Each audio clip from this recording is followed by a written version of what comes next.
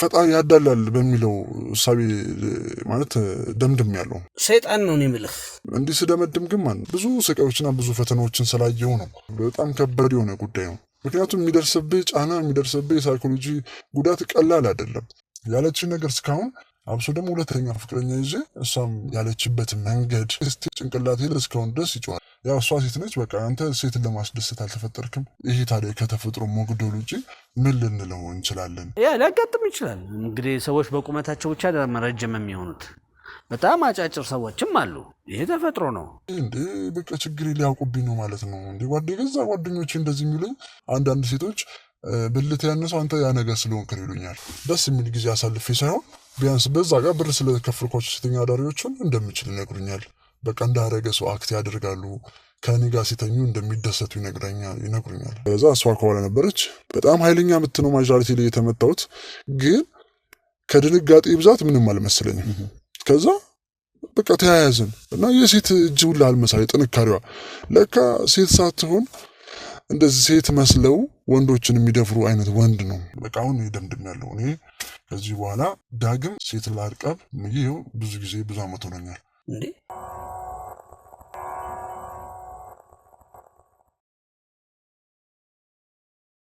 ሰላም፣ እንዴት ናችሁ? ወደ አብሻ ጨዋታ ቤተሰቦች እንኳን ለብርሃነ ትንሣኤው በሰላም አደረሳችሁ። እንግዲህ ፕሮግራማችንን ላይክ ማድረግ አትርሱ። ዛሬም እንደተለመደው በህይወት መንገድ ላይ አንድ እንግዳ ይዤላችሁ ቀርቤያለሁ። እንግዳዬ ዮናስ ይባላል። የገጠመው ነገር ትንሽ እንግዲህ ከተፈጥሮ ጋር የተያያዘ ነገር ነው።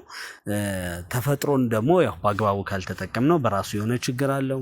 የሚስተካከሉ ደግሞ በሕክምና የሚስተካከሉ ነገሮች ስላሉ ሰው ትልቁ ነገር ማንነቱ ነውና ማንነቱ መልካም ከሆነ ያኛው ነገር ማስተካከል የማይቻልበት ነገር የለም እና በቀናነት ከታየ ሁሉም ነገር ቀላል ነው። እስቲ ውሳኔያችሁን፣ ሐሳባችሁን፣ አስተያየታችሁን፣ መልእክታችሁን ደግሞ ራሳችሁን በሱ ጫማ ውስጥ በመክተት ሐሳባችሁን የተሻለውን መንገድ ጠቁሙት። ዮናስ እንኳን ደህና መጣ። እንኳን ደህና ቆየኝ ዘላለም። እንግዲህ ዛሬ ያው ከአብሻ ጨዋታ ጋር ልናወራ ነው። ዛሬ ፊት ለፊት ነው መነጋገር ያለብን። ማለት ያው የመጀመሪያው መፍትሄ በመናገር በራሱ የመጀመሪያው መፍትሄ ነው እና ስትናገረው የአብሻ ጨዋታ ቤተሰቦችም ደግሞ መፍትሄ መንገዱን ይጠቁማል። ሰላም ጤና ይስጥልኝ ውድ የአብሻ ጨዋታ ቤተሰቦች፣ እንኳን ለብርሃነ ትንሣኤው በሰላም አደረሳችሁ። ዛሬም እንደተለመደው በህይወት መንገድ ላይ አንድ እንግዳ ይዤላችሁ ቀርቤያለሁኝ። ከእንግዳዬ ዮናስ ይባላል። ከዮናስ ጋር እንጨዋወታለን። እንግዲህ በህይወቱ የገጠመው ጉዳይ አለ። መፍትሄ ፍለጋ ወደ አብሻ ጨዋታ መጥቷል። እናንተም የአብሻ ጨዋታ ቤተሰቦች ሐሳብ አስተያየታችሁን በተለመደው የመልእክት ሳጥን ማስቀመጫ ውስጥ በማስቀመጥ የችግሩ ተካፋይ እንድትሆኑ ያው በአብሻ ጨዋታ ስም ጠይቃለሁኝ። መልካም ቆይታ።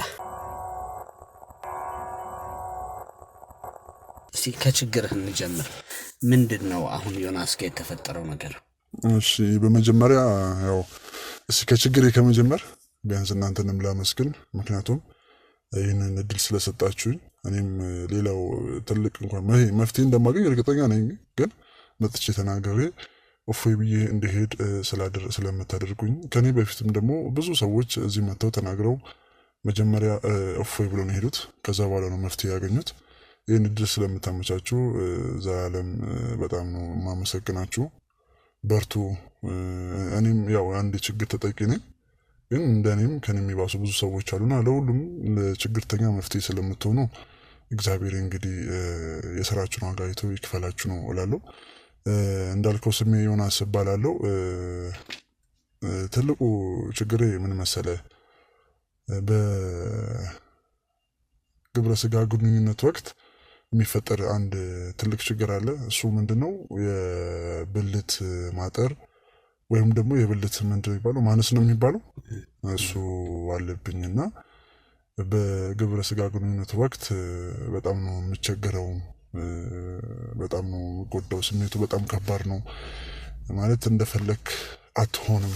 ያንተን ብቻ ሳይሆን አብሮክ ያን ስሜት የሚጋራህም ሰው እንደፈለግ አይሆንም። በአንተ ምክንያት ማግኘት የሚፈልገውን የደስታ ወይም የእርካታ የምንለው ነገር አያገኝም። ምንድነው? እሱም ደግሞ በአንተ ምክንያት ነው። በአንተ የብልት ማጠር ምክንያት ነው። ትልቁ ችግር ይሄ ነው። ያው ሰፋ አድርጌ ለመናገር ነው ወደዚህ የመጣሁት። በመጀመሪያ እኔ የግል ሰራተኛ ነኝ። በግል ነው የምንቀሳቀሰው። ደላላ ነኝ፣ የቤት ደላላ ነኝ፣ የመኪናም ደላላ ነኝ። አንዳንድ ደግሞ እቃዎችን እየገዛው አትርፌ እሸጣለሁ። ለምሳሌ ልክ ወፍጮ ቤት ያሉ እቃዎችን፣ ሞተሮችን እንደዚህ እየገዛው ማንኛውንም እቃዎችን እየገዛው ለሚፈልግ ሰው እያቀረብኩኝ እሸጣለሁ። በጎን ለጎን ደግሞ ድለላ ስራ እሰራለሁ። በቃ የተዋጣልኝ ደላላ ነኝ እና ገቢ እግዚአብሔር ይመስገን በጣም አሪፍ ነው። በጣም የተትረፈረፈ ገቢ ነው ያለኝ። ግን ምን ዋጋ አለው? አንዳንዴ ብር ስላለ ብቻ በብር ልታገኘው የማትችላቸው ነገሮች ደግሞ ያጋጥመዋል። የዚህ ምድር ላይ የሚገርመኝ ነገር ወይ እኔ አሁን የደመደምኩት ነገር ምንድን ነው፣ ከመጎዳት የተነሳ ትልቅ የጭንቅላት መጎዳት አለብኝ። ማለት የሳይኮሎጂ መጎዳት ምንድን ነው የደመደምኩት፣ አንድ ነገር ቢኖር በአንድ ነገር ይጎላል የሚል እሳቤ አለኝ። ምክንያቱም እኔ ብር አለኝ፣ መኪና አለኝ፣ የተትረፈረፈ ነገር አለኝ፣ ጥሩ ገቢ አለኝ። ግን በብር ልትገዛው የማትችላቸው ችግሮች አሉብኝ። አንደኛው ምንድን ነው፣ በቃ የብልት ማጠር ምክንያት ነው። እና በዚህ ምክንያት ከብዙ ሴቶች ጋር በእንደዚህ አይነት ወቅት ጊዜ ለማድረግ በምሞክርበትና በማደርግበት ሰዓት እቸገራለሁ። መቸገር ብቻ ሳይሆን ትልቅ የሳይኮሎጂ ውድቀትም አጋጥሞኛል። እንደውም በዚህ አጋጣሚ ከዚህ በፊት እንደዚህ በፍቅረኛ ደረጃ 2 ፍቅረኞች ነበሩኝ። ማለት በተለያየ ጊዜ ያስኳቸው ማለት ነው። እና የመጀመሪያውን በጣም ነው የምወዳት። እስቲል እስካሁን የሆነ ስሜት አለኝ ለእሷ። እሷም ደግሞ በጣም ነበር የምትወደኝ። ከእሷ ጋር ሴክስ ሳናረግ ነው የተለያየ ነው። ምክንያቱም ሴክስ አድርገን እኔ የዛ ችግር እንዳለብኝ አውቃ ከምንለያይ በቃ ሳታውቅ እኔ በሌላ ምክንያት አስመስዬ ተለየዋት። ምክንያቱም ይህን ነገር እንድታቅብኝ አልፈልግም እሷ። ዮናስ እንግዲህ እንዲህ አይነት ችግር እንዳለብህ ያወቅከው ከመቼ ጀምሮ ነው? ማለት ያው አፍላ ዕድሜ የሚባለው ወይም ፋይር ኤጅ የሚባለው ከዛ ዕድሜ ጀምሮ አንስቶ ያው የጊዜ ጉዳይ ነው ብዬ አስብ ነበረ። ግን እድሜም በጨመረ ቁጥር ለእንደዚህ አይነት ግንኙነት ያው ተፈጥሮም አንዳንዴ ይገፋፋል። በሚገፋፋኝ ሰዓት በሚል ሰዓት ያው ወጣትና ብዙ ሴቶችን ታውቃለህ፣ የስራዬን ባህሪ ያው ከብዙ ሰዎች ጋር ስለሚያገናኝ ወደ እንደዚህ አይነት ነገር የመግባት እድሉ የሰፋ ነው። ከዛ በኋላ እኔም አላምንም ነበረ ካሁን ይሻሻል ያው ስቲል እስካሁን ድረስ ያ ችግር አለ። እና ለዚህ ችግር ደግሞ ባህል ሕክምና ሞክሬ ነበር። ባህል ሕክምና ያልኩበት የለም እንዳልኩ ገንዘብ እግዚአብሔር ይመስገን ማለት አለኝ። ተብሎ ጉረኝነት ባይሆንም አለኝ፣ በቃ ገንዘብ አለኝ። ያልኩበት የባህል ሐኪም የለም። አይተህ ከሆነ ቴሌግራም መቼስ እንደዚህ አይነት ነገር እናንተ አይጠፋችሁም። ቴሌግራም ላይ እንደዚህ የሆኑ ግሩፖች ይመጣሉ። ብልት ማሳደጊያ፣ ብልትን ወፍራም ማድረጊያ ምናምን የሚሉ ብዙ እንትኖች ይመጣሉ እና እነሱን በቃ በጣም ነው የምከታተለው። ቴሌግራም ላይ ብታይ እነሱን ያሉት። ምክንያቱም እኔ ከዚህ ነገር የመዳን ጉጉት አለኝ፣ ከዚህ ነገር የመፈወስ ጉጉት አለኝ። እኔም እንደሰው እኔም ተደስቼ ከኔ ጋር ልትደሰት የምትመጣውንም ሴት ማስደሰት መቻል አለብኝ እና በጣም ከጉጉት የተነሳ እነሱ ጋር ሄጄ ቅባት ይሰጡኛል እና ያልተቀባሁት ቅባት የለም። ባህል ሕክምና ሄጄ ያልወሰድኩት የባህል ሕክምና መድኃኒት የለም። ግን ምንም አይነት ለውጥ የለም እስካሁን በላ እና ከዛ በኋላ ደግሞ ማለት ነው ያችን አንደኛዋን ፍቅረኛዬን በጣም በቃ ስቲል እስካሁን የሆነ ስሜት አለኝ ብያለሁ። ከዛ ደግሞ አንድ ሌላ የፍቅር ግንኙነት ጀምረን ከእሷ ጋርም እንዲሁ ልለያት ስል ለምን ይህንን እድል አልሞክርም? ምክንያቱም አንዳንዴ ወደ ሳይኮሎጂ ስለተጎዳው አንድ አይምሮ ከተነካ ማድረግ የምትችለውን ነገር ራሱ ማድረግ አልችልም ብለህ ስለምታምን አታደርጋቸውም። እንግዲህ ዮናስ ምንድን ነው የመጀመሪያው ነገር፣ ምንም ነገር የሚጀምረው ከማመን ነው። ያመንከው ነገር ነው ወደ አንተ የሚመጣው፣ ያላመንከው ነገር አይደለም። እና ይሄ ችግር አለ ብለህ አምነሃል። በዚህ ምክንያት ደግሞ እንዲህ አይነት ነገሮች ይመጣሉ ብለህ አምነሃል አይደለ? ስለዚህ የእነኚህ የእምነት ውጤቶች አንተ ላይ ተጽዕኖ ፈጥረዋል። እውነት ነው። ለምንድን ነው ይህን የምልህ ዮናስ? እግዚአብሔር ለማንም ሲሰራ አንድ ሞልቶ አንድ አያጎልም። እንዲህ አይነት ፕሮግራም የለውም። እግዚአብሔር የእንዲህ አይነት የሰነፎች ሞዴል አናድርገው። አባባሌ ምንድን ነው? ሀብት ሰጥተዋል። ሀብት ስጦታ አይደለም የተሰጠህ፣ የእጅህ ፍሬ ነው ሀብትህ። ለፍተሃል፣ ሰርተሃል፣ ስለሰራ ሰክሰስ አድርገሃል። ያን ስላደረግ የእጅ ፍሬ ነው እንጂ ያ ከላይ የወረደልህ ነገር አይደለም። ይሄ ነገር መጀመሪያ አለ። ችግር ሊኖር ይችላል፣ አይችልም እያልኩ አይደለም። የተፈጥሯዊ በሆኑ መንገዶች እንዲህ አይነት ችግሮች ይፈጠራሉ። አሁን ጊዜው የሰለጠነ ዘመን ነው። ዞላ እኔ ግን ይቅርታ አድርግልኝና እኔ አሁን የሆነ ድምዳሜ ይደርሻለሁ ማለት በዚህ አጋጣሚ አንተንም ያንተም ተመልካቾችን ምናልባት ካስቀየመ ይቅርታ ማለት ፈልጋለሁ። ስለ ፈጣሪ ያዳላል በሚለው እሳቤ ማለት ደምድም ያለው እንዲህ ስደመድም ግን ማን በአንዴ ወደዚህ ሀሳብ አይደለም የደረስኩት። ብዙ ስቃዮችና ብዙ ፈተናዎችን ስላየው ነው እንደዚህ ላስብ የቻለው። ምክንያቱም ለምን እኔ እንደዚህ ሆናለሁ? እኔ የእሱ ፍጡር ሆኜ እኔስ እንደሌላው እኩል መሆን አልችልም ወይ? አብሶ በእንደዚህ አይነት ጉዳይ ይሄ ዞላ ይህን ቀላል ጉዳይ አድርገህ ልታየው ትችላለህ። በጣም ከባድ የሆነ ጉዳይ ነው። ምክንያቱም የሚደርስብህ ጫና የሚደርስብህ የሳይኮሎጂ ጉዳት ቀላል አይደለም። ከአንተ ጋር በግንኙነት የሚተዋወቁ ሴቶች ከዛ በኋላ አንተን ዞር ብሎ አያዩም። አንዴም እንደው ምን አጋጠመኝ መሰለህ? ሁለተኛ እንዲሁ ፍቅረኛ ይዤ እንደነገርኩ ቅድም በቃ ከዚች ጋርም ሳላረግ እንዲሁ ነግሬያት ከምላይ በቃ ለሞከርና የሚሻሻል ነገር ካለ ብዬ ሞከርኩ። ከእሷ ጋር እንዲሁ በግንኙነት ወቅት በቃ ለእኔ ብላ ዝም ማለት አመጣች። ከዛ እኔም ደስ አለኝ። ከሆነ ሰዓት በኋላ ግን እውነቱን ተናግራ ተለየችን። ምን አለችን መሰለህ? ያለችን ነገር እስካሁን ድረስ ጆሮ ላይ ያቃጭላል። አንተ ለእንደዚህ አይነት አልተፈጠርክም። አንተ ምንን ማስደሰት አትችልም። ያው እሷ ሴት ነች። በቃ አንተ ሴትን ለማስደሰት አልተፈጠርክም። አንተ ለእንደዚህ አይነት ግንኙነት አልተፈጠርክም። አንተ በቃ ተፈጥሮ ይጎልሃል ማለት ብዙ ጊዜ ታገሰችን። በእርግጥ መፍቷ ነው። እሷ የምትፈልገውን ደስታ እኔ ልሰጣት አልችልም። እሷ የምትፈልገውን ደስታ ብቻ ሳይሆን ብዙ ሌላ ደስታ የሚፈልጉ ሴቶችን አግኝቼ ደስታ ልሰጥ አልቻልኩም። እኔ የባህል ሕክምና እንዳልኩ ሞክሬያለሁ። ቴሌግራም ላይ እንትን ያልኩት እንዳለ ቅባቶችን ሞክሬያለሁ። ምንም የመጣ መፍትሄ የለም። ይሄ ታዲያ ከተፈጥሮ መጉደል ውጭ ምን ልንለው እንችላለን? በጣም በቃ አሁን ደምድሜያለሁ። እኔ ከዚህ በኋላ ሴት ላርቀብ። ከዛ በኋላ ሁለተኛዋ እንደዛ ካለችኝ በኋላ ዳግም ሴት በፍቅር ወይም ደግሞ እንደዚሁ ለግብረ ስጋ ግንኙነት ላርቀብ ይሄው ብዙ ዓመት ሆኖኛል።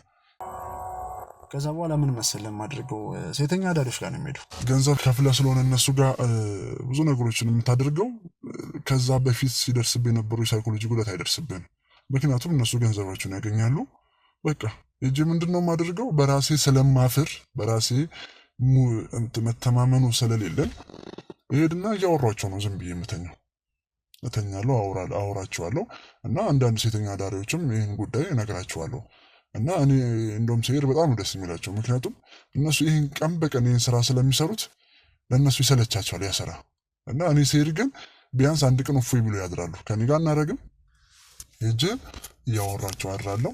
ከዛ በቃ ያለችኝን ትንሽ የስሜት ጣሪያ በእነሱን በመነካካት እነሱ የሚፈልጉትን ነገር ላድርግላችሁ እያልኳቸው እነሱን ጋር እያደረግኩ በዚህች እንኳን ትንሽ ደስታዬን አግኝቼ ይመለሳሉ።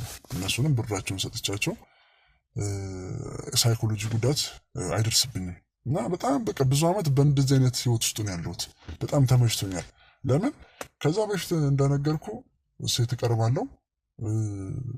ከዛ በኋላ እዛ ነገር ላይ ለመድረስ ስንል እፈራለሁ።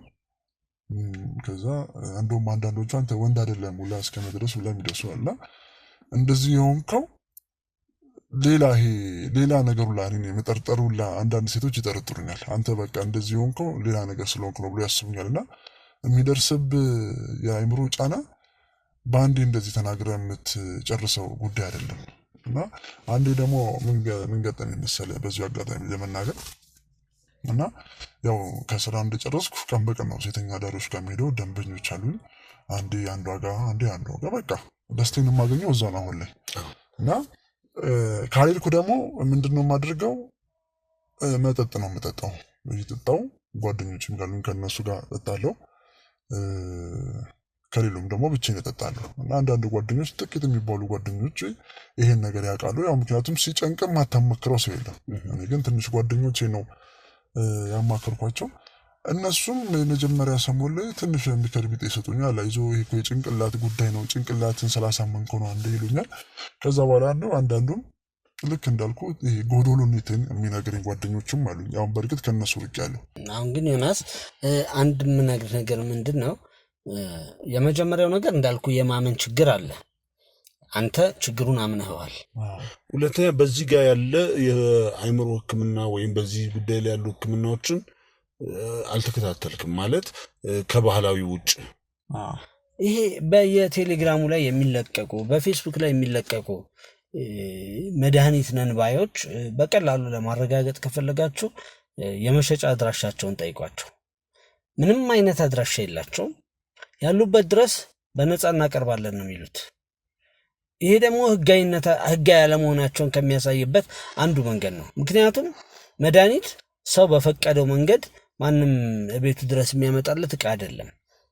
ስለዚህ ውድ የሀበሻ ጨዋታ ቤተሰቦች የምታደርጓቸውን ግዢዎች፣ በተለይ ቤታችሁ ድረስ እናመጣለን የሚባሉ ግዢዎች ላይ ጥንቃቄ ብታደርጉ መልካም ነው እንላለን።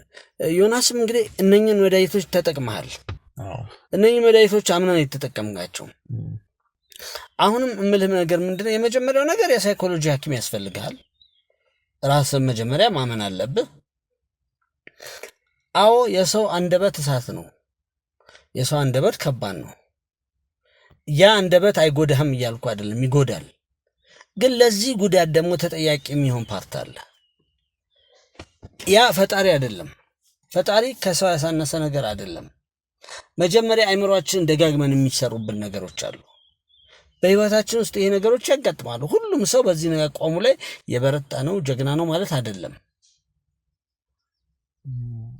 ግን ዞላ ያው እንዳልኩ ነው ያው ማለት ከደረሰብኝ አሁን ምን መሰል የደረሰብህን ብቻ እንድትቀበለው አይደለም። የተሻለውን ነገር ተቀበል። መጀመሪያ ለራስህ ንገረው።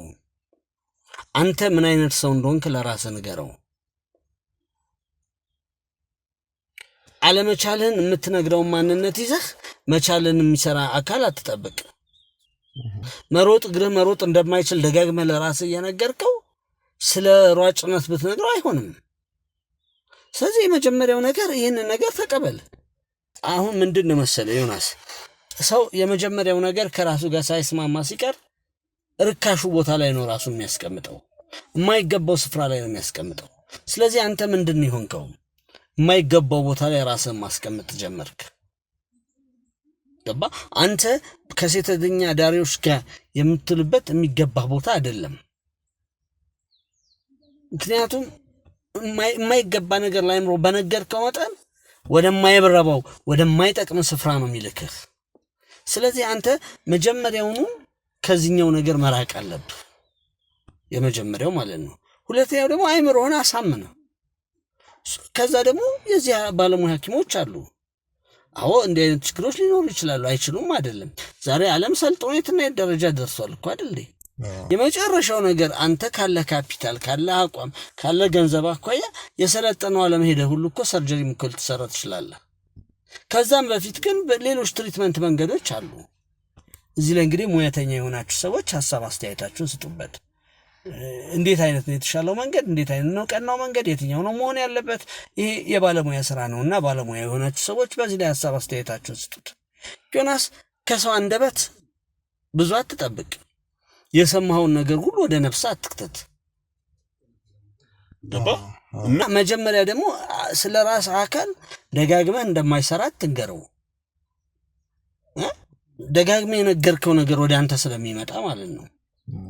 ስለዚህ ያንን ደጋግመህ ወደ እሱ አትንገረው እንጂ ምንም እኔ እንግዲህ ልክ ነህ ዞላ። አሁን ወደ ውስጤ ማለት ደጋግሜ የምነግረው ነገር ማለት ከውጭ ያገኘሁትን ነገር አምኜ ስለተቀበልኩ ነው። ከዛ አምኜ ተቀብዬ እኔም ለራሴ የምነግረው ያንን ነው። እኔ ተፈጥሮ እንደጎደለኝ እኔ አምላክ ከሌሎች ሰዎች አድልቶ እንደፈጠረኝ በዚህ ምክንያት አዳልቶ በቃ እኔን አድልቶብኛል ብዬ እሳቢ ውስጥ የገባሁት ከደረሰብኝ አንጻር ነው። ግን ዘላለም በጣም ማመሰግንህ ነገር እዚህ የመጣሁት የሆነ መፍትሄ ፍለጋ በእርግጥ እዚህ ራሱ መምጣቴ አንድ ትልቅ ለውጥ ነው። ለምን ለመለወጥ ስለፈለጉ እና እዚህ የመጣሁትም ደግሞ ደስ የሚሉ ሀሳቦችን ለመስማት ነው። ገና እዚህ እንኳን እያለሁ አሁን አንተ የምትነግረኝ ነገር ትንሽ ውስጤ ተስፋ እየጫረችብኝ ያለችው። ምክንያቱም እኔ እንደነገርኩ ጓደኞቼ ልክ አሁን አንተ እንዳልከኝ እኔን ሊያበርታቱ ወይ ደግሞ እኔን እንደምችል ተስፋ እንዳለኝ ሳይሆን እኔን እንደማልችል ልክ እስከዛሬ ሲሰማኝ የነበሩ ስሜቶች እንዲሰሙኝ ያደረጉኝ በአካባቢ ያሉ ሰዎች ናቸው። የምቀርባቸው ሴቶች፣ በአካባቢ ያሉ ሰዎች ምናምና እዚህ መጥቼ መፍትሄ ለማግኘት ነው እዚህ የመጣሁት። በእርግጥ ገናም ከእናንተም ከተመልካቾችህም ብዙ መፍትሄ አገኛለሁ። እንግዲህ አሁን እንደኔ እንዳበሻ ጨዋታ የምልህ ነገር ምንድን ነው? የመጀመሪያው ነገር የሄድከው መንገድ አቁም። የመጀመሪያው ነገር ከሴተኛ አዳሪዎች ጋር የሚኖርን ግንኙነት የመጀመሪያው ማቆም ያለብህ ነገር እሱን ነው። ሁለተኛው አሁን ተፈጥሯል የምትለውን ችግር ደጋግመህ ለራስህ አትንገረው። ደጋግመህ በነገርከው ቁጥር ይሄ ነገር ወደ አንተ እየመጣ ነው የሚሄደው። በነገርከው መጠን ነው ወደ አንተ የሚመጣው። ኖ ባልከው ቁጥር ካንተ ይሸሻል። ግን አሁን ደጋግመህ እሱ ነው ትክክል እኔ እንዲህ ነኝ እያልክ የነገርከውን ነገር ሊቀየር አይችልም። ሶስተኛው ነገር ደግሞ እዚህ ላይ ያሉ ትክክለኛ ሐኪሞች በሙያው በዘርፉ ደግሞ እውቀት ያላቸው ሐኪሞች አሉ። ከአመጋገብ ጀምሮ ምን መመገብ እንዳለብህ፣ ምን አይነት ስፖርቶችን መስራት እንዳለብህ፣ ምን አይነት የጤና ሕክምናዎችን ማድረግ እንዳለብህ ይነግሩሃል። ይሄኛው ደግሞ ሌላኛው የማስተካከያ መንገድ ነው። እኔ እኮ ታውቃለህ ዘለ እኔም ቀርቤ እንደዚህ ስራ እንደዚህ አይነት የሳይኮሎጂ ስራ የሚሰሩ ሰዎች ጋር ለመቅረብ ይፈልጋሉ። ግን እንደዚህ ፊት ለፊት ላይ ችግሬን አውጥቼ መናገር ፈራሁኝ። ለምን እንደነገርኩ እንዲሁ ያማከርኳቸው ሰዎች ራሱ ለእኔ መፍትሄ ከመሆን ይልቅ ችግሬን አባብሰውብኝ ችግሬን አምኜ እንድቀበል ያደረጉኝ ሰዎች ስለሆኑ እዛም ብሄድ መፍትሄ ላላገኝ እችላለሁ ብዬ አሰብኩና እዚህ ሀበሻ ጨዋታ ለምንድን ነው የመጣሁት? የእናንተን ፕሮግራም እከታተላለሁ። ስለዚህ ብዙ እንደኔ አይነት ችግር ያለባቸው ከኔም የተለየ ከኔም የባሰ ችግር ያለባቸው ሰዎች እንደሚመጡ እዚህ ስላየሁኝ ቢያንስ እዚህ እንኳን ብሄድ ይሻላል ብዬ ነው ወደዚህ የመጡት እንጂ ድሮ ነበር ለምን የዶክተር ጋር ለመቅረብ አልሞክርም ብዬ አስብና ለመሄድ እነሳና እመለሳለሁ። ለምን አብሶ ደግሞ ሴተኛ አዳሪዎች ጋር ያልኩን ነገር ከጀመርኩ በኋላ በቃ የመለወጥ ሀሳቡ ቀረ። ማለት ዶክተር ጋር ሄድልና እነሳለሁ። ለምን እዛ ጋር ትንሽ ደስታ አገኛለሁ። ማለት ያቺ ትንሽ ደስታ እኮ ራሴን እየሸወርኩ ነው። ማለት ሴተኛ አዳሪዎች የኔን ችግሬን ስለሚያውቁ ምንም ስለማይሉኝ ነው ያቺን ደስታ እንጂ የማገኘው። የእውነት እኮ እኔ እንደ ሌሎቹ ሰዎች አድርጌ ራሴን አሳምኜ እኔ እንደምችል አምኜ ደስ የሚል ጊዜ አሳልፌ ሳይሆን ቢያንስ በዛ ጋር ብር ስለከፈልኳቸው ሴተኛ አዳሪዎችን እንደምችል ይነግሩኛል። በቃ እንዳረገ ሰው አክት ያደርጋሉ።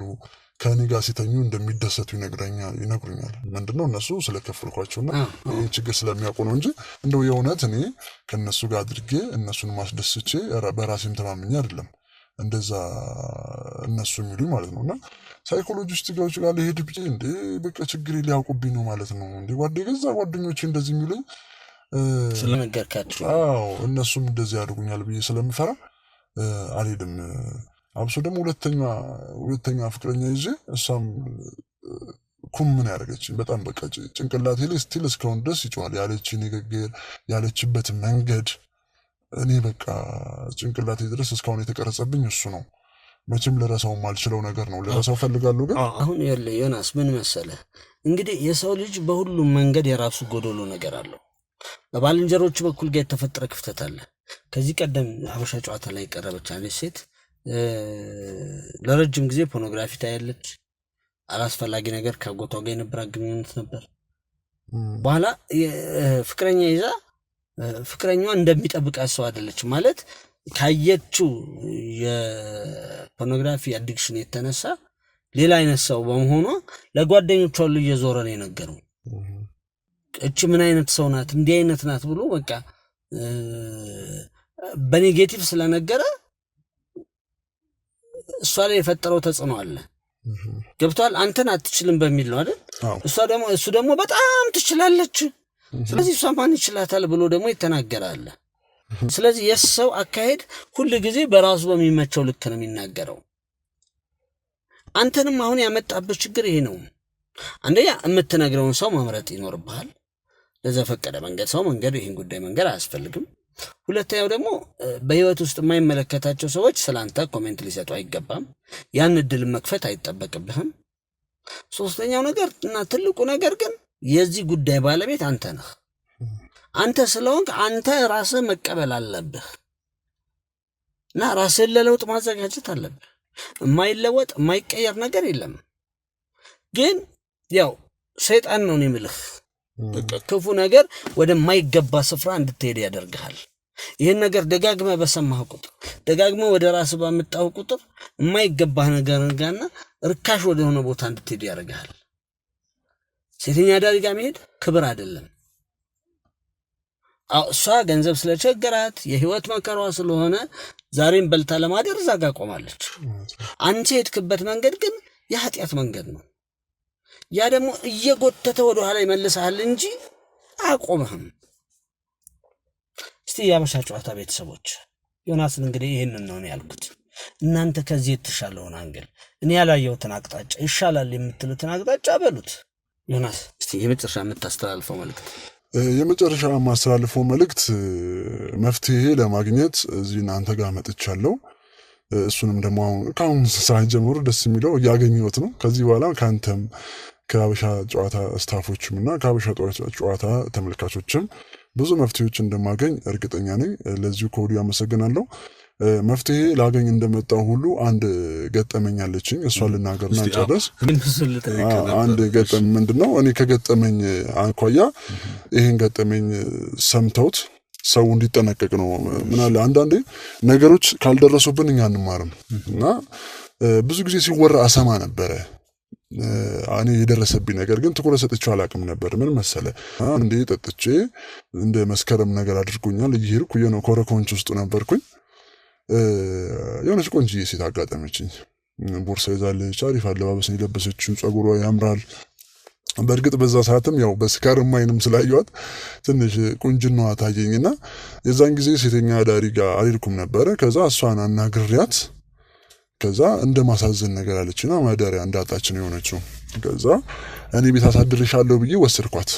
ከዛ ቤት አሳድር ገባም ምናምን እኔ ቤት ሄደን ከዛ ያው ስካርም አለ።